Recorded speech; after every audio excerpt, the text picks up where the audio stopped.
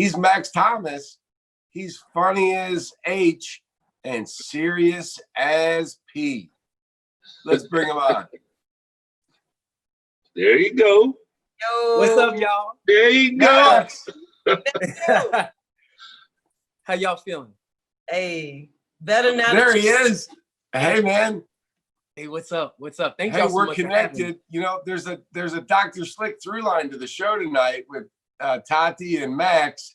Yes. You know, we're in the Slick family tree. Slick zone. How are you, Max? What's happening? Where are you at? I'm good. I'm up in Edgewater right now. I'm at my partner's house. After this, I'm gonna be joining a protest right after I get off of here. Don't waste no time now. Don't waste no time now. Yeah, I know. Come on.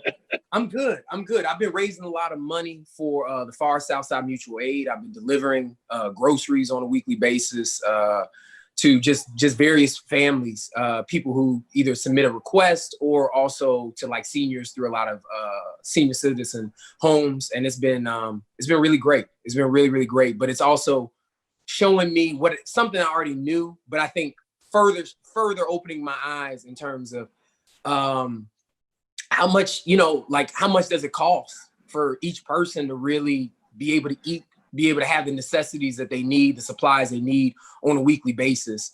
So I've been raising money. Actually, I have a Venmo open right now, pass_the_plate. And Pass the Plate is a Venmo account that I set up where it's basically just raising money for Far Southside Mutual Aid, Asada's Daughters, and also Brave Space Alliance. Oh. Yes. Awesome. So, and I also have 2 donation drop-off locations. Just hit me up, searching for Max on IG or Max Thomas at Facebook. One is at the Tonic Room on Halsted, and the other one is at the Auxiliary Arts Center at 3012 West Belmont. So, yeah, both of those locations are drop-off locations for donations, taking it, PPE, diapers, everything, tampons, pads, food, everything, all the necessities. So, yes. Beautiful. Awesome. You're taking all that comedy energy and making it into real change for people. That's amazing. That's right. That's right. Within 2 days now, since Juneteenth, me and my spoken word improv team Preach, and then also our sister team Bosses and Bonnets, we have raised up to now we're close to $10,000 just since Juneteenth. Wow. Off of independently just dropping sketches, just literally off of joy, sending out sketches to people. I mean, putting them up on our social media and spreading joy through that and asking people, hey, can you donate, $1 or $2? Because this is going to groceries for people in areas that, we're already living in a food desert, just like myself. But because I'm out on 87, we're living in a food desert. But now it's like there's really nothing in my community right now. Everything is boarded up. So we got to make sure that at this time, I love the fact that as Black people that we are helping each other out. There's a lot, like at Burke Elementary, every Monday on 53rd and King Drive, there's a grab and go site. Tell them about right it. there, that's a free store every Monday. Pass the plate. Yes. So in 20 years from now, when you look back at the spring and early summer of 2020, what resonate with you about your experience right now and where we're at as a people? What will resonate with me? I haven't seen it happen completely, but I feel like in this time, it's a unifying force that I did not see when Laquan McDonald was killed. I did not see when Trayvon Martin was killed. I didn't see when Tamir Rice was killed, when Rekia Board or Sandra Bland was killed. This is a different energy. I mean, like you could drive through Evanston right now and you see people, they're multi-million-dollar homes, and in their front window is a sheet that says Black Lives Matter, or is cardboard signs that say Black Lives Matter or Black trans lives matter. And it's that's something that I'm hoping that 20 years down the line that we are fully unified. We are fully pushing back, just like now with a lot of people being unemployed. If you're on unemployment, you're now you're like, damn, I'm getting paid more money than I was when I was employed. So what does that do in terms of unifying with your other co-workers that might be working in the restaurant industry with you, and then you now are now saying, now I see what I could be possibly getting paid. Let me demand for more. Let me unify in different ways. You're seeing within the improv community, people are like, I'm not about to take these racist institutions anymore and keep coming and cracking jokes in here for free. And you all are, calling me a nigga and shutting the door at the same time. You know what I mean? I think that it's really an amazing time that we're in. And I'm hoping that it personally for myself, selfishly for myself, of the fact that I care so much about my people, about Black people, I just really hope that this time is a time that fully unifies every single person, not only the organizers, because I'm an organizer. A lot of times organizers, we're very well educated. We've gone to our Northwestern, our U of C, everything like that. And we're all kind of having these same ideas, but we're not always talking to the mother that's right there on 63rd that's asking, hey, what can you do to, give my son something to do after he gets off from school or during the day, or just the necessities that is needed on a daily basis. Because in a lot of ways, when I have these conversations with people in the community, they're not talking about defunding the police. They're like, damn, I need the police when, somebody comes and shoots my nephew while he's standing on his front porch. Tell the truth. There it is right there. Say some more. So it's such a, because I am a person that in one way, I do believe I'm totally about defunding police, but I'm also about where can we reallocate those funds into the community? Where can everybody in the South and West Side areas have internet access, have laptops in their home? How can you take that and then put actual music? I remember in elementary school having a music program that came to my school for literally 6 months. I got a cornet out of it. And I kept playing that cornet in the high school, but I remember the program left. After 6 months, the program just disappeared. So that's the kind of things that I would want. I would want us to defund the police and then turn them into, actually people who are a part of our community and actually wanting to, make real change in terms of actually being there, being like a mental health specialist, being, having trauma training. But at the same time, that's going to be a different way of the way that you're employing these people. You're no longer going to be, you're going to be employing people from the block. You're going to be employing people, hopefully from the community, and not police officers that just came from doing, multiple tours of duty in Iraq that want to come and, and are trigger happy, or even police that are living, that come from areas like Bolingbrook and shit. And then they come to the South and West Side areas and they don't know anything about us. They don't know anything about our community, but what they're hell bent on is extermination. I even saw that today, read about in North Carolina, two officers just got fired. You all read about that. That's, but that's something where I go outside every day. Every time I see a cop, I feel like they're having those conversations about how can I get rid of these people? How can I contain them? How can I control them? Kind of like Bigger Thomas, like beginning of Native Son, that same exact rap analogy, same thing. Max, how can we keep this vibration going? How can we keep this vibration going? I believe in a huge way, continuing to talk to each other, continuing to build on a human, just like Ms. Hawkins said earlier, on a human level. I think that's the thing that's always disturbing to me, is that even during this time, I'm experiencing white folks that I might have gone to school with or I worked with, and then they're hitting me up, hey Max, what would you do if your employer is racist or whatever and stuff like that? I'm not here to be your Morgan Freeman. I'm not here to save you. You know what I'm saying? You need to be having those conversations with your grandfather, your uncle that says the 50th nigga joke at Thanksgiving. Say to yourself, I'm not gonna go have dinner with those people. I'm gonna separate myself from those people, and I'm gonna tell them why. Because the fact that you obviously do not care or do not believe that Black lives actually matter. So I'm going to distance myself from you. I'm going to push myself to say, if my close friend is racist, even if I've known him since he was 3 years old, I'm gonna make sure that I either help change the way he's thinking, change the way that he or she or they are moving day to day, or I'm gonna totally separate myself and remove myself and continue doing my learning. You know what I mean? I think that during this time there needs to be more of, it's such a difficult thing. It's such a difficult thing because at the same time, I'm not I'm not asking white people from, up north or something to take a bus to the South or West Side and drive around and look at Black people and observe them as if they're on a safari. No, but what I'm asking is have real conversations with people, understand what is going on in our communities.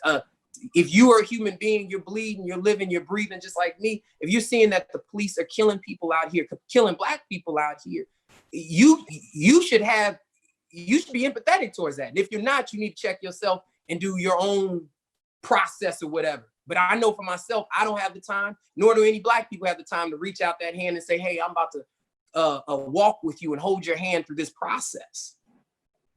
So I just want to lift up one thing you said, because I think you articulated something new and brilliant in resonance with the moment of the dual pandemic.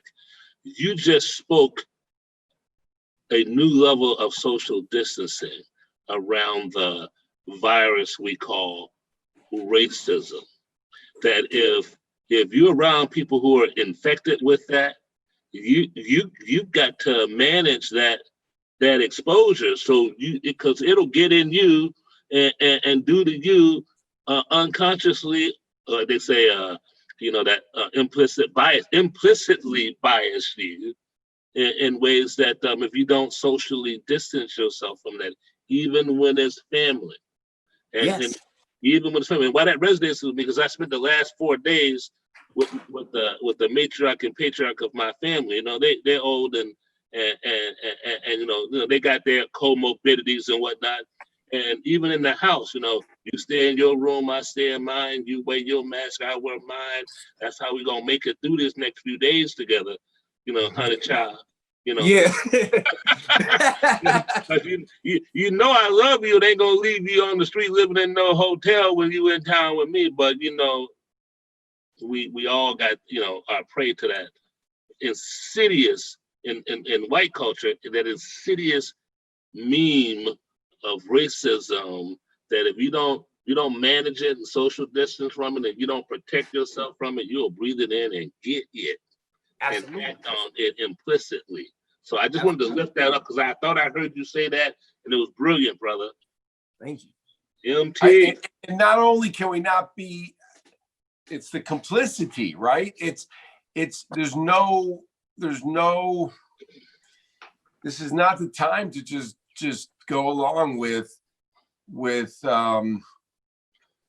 the way things are, and in Chicago, maybe more than anywhere else, we know the impact of white supremacy. Yeah. I wrote this. I just want to put this out here. I don't mean to insert myself into this dialogue, but it's really important, I think, for people to hear, given what Bax laid out for us. Racism is a dangerous meme of white supremacy. Its viciousness is at the individual level has few boundaries. Its insidious infection in American white culture is complete with very little herd immunity.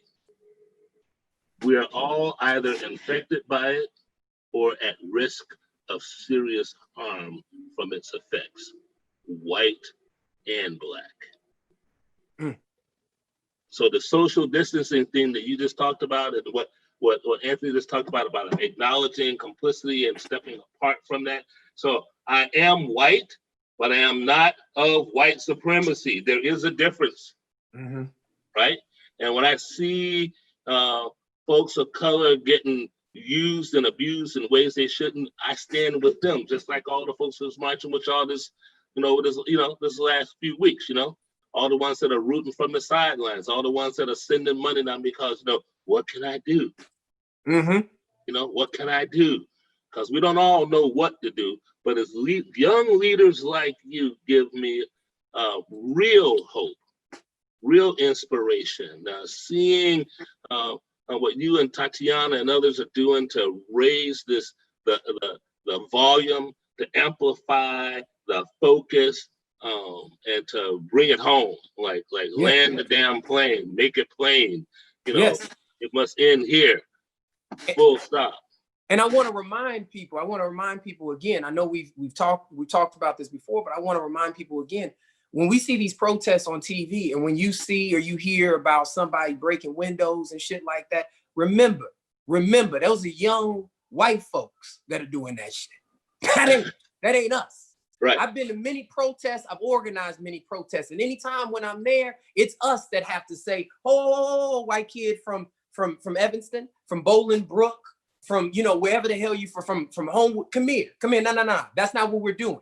Right. You know what I mean? When I was downtown at the time, when they raised up the bridges, and when cops started running after us with batons and started beating us, just like with no care, not paying attention. I mean, they could have closed their eyes and been hitting everybody. That's the way that they were flailing batons, flailing their bikes, everything, arresting people, anybody that they saw on sight. Those same white people that you saw spray painting Black Lives Matter, throwing garbage cans through Louis Vuitton stores, those are the same white people that came up to the police and said, hey, officer, how can I get out of downtown?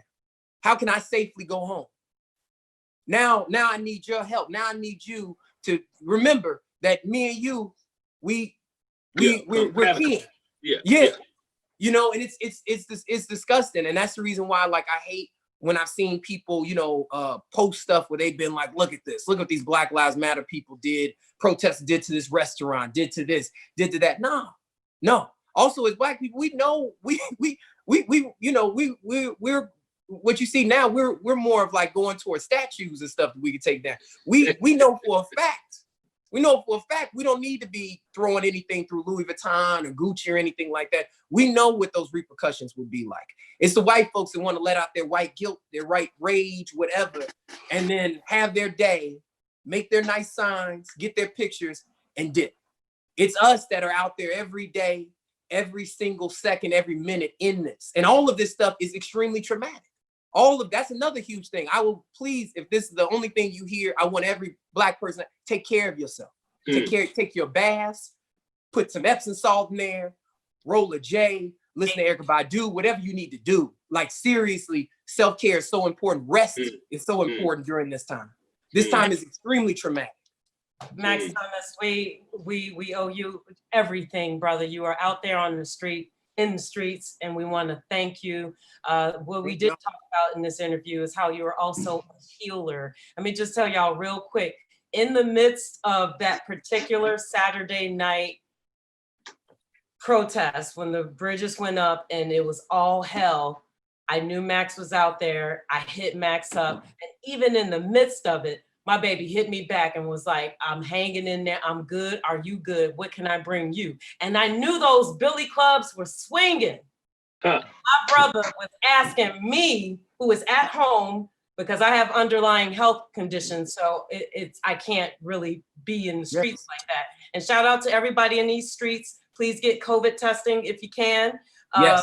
I just want to say to you, Max, that you are a healer. Your lakefront parties are always a reminder of that. Max ever invites you to come and kick it at the lakefront, just say yes, because you will see everything from jugglers to communists to people beating on the drums. You see everybody twerking. It is the greatest coming together of all ages. And I just want to say thank you for your work. We're going to have to dip out of here.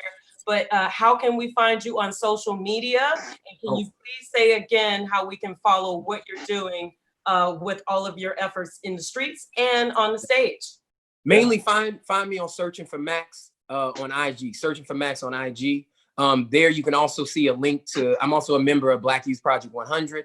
So if you want to come and join there, that's a youth organization of all Black people, 18 to 35 years old, fighting for the liberation of all Black people. So please come through. We fight for the liberation of Black people through a queer feminist lens. So if you down for that, please come through, hit me up. We down.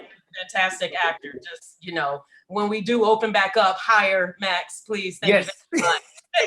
Max Thomas, thank you so much for joining us on Crucial Connection. We love you. Love you. We'll see you next time. Thank you, Max. Oh man, was that inspiring or what?